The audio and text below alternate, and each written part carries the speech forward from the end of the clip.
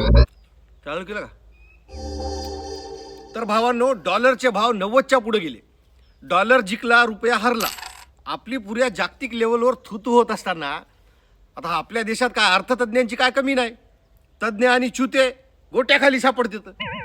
असाच एक तज्ज्ञ मनोज तिवारी याची प्रतिक्रिया आली की आपण एक रुपया वापरणं बंद करून 2 रुपयाला आपण जर 1 रुपया समजलो तर डॉलरची किंमत आपोआप 45 होईल.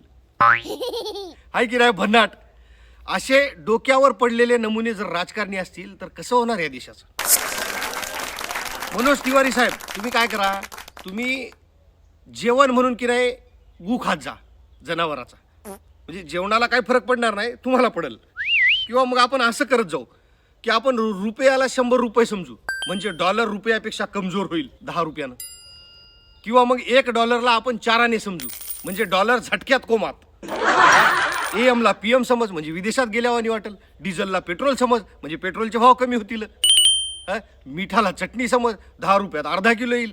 बायकोला बहीण समज, तसंही तुम्ही वहिनीला बायकोच समजता.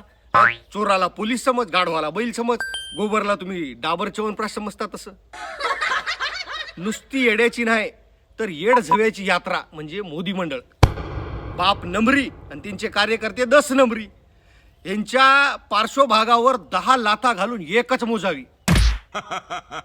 भक्तांनो, हे तुमचे छुते हेच आपल्या देशाचा विकास करणार रे बाबा. हे बी थुका लावून विकास करणार रे बाबांनो. धन्य पावलो शंकर रे भाऊ.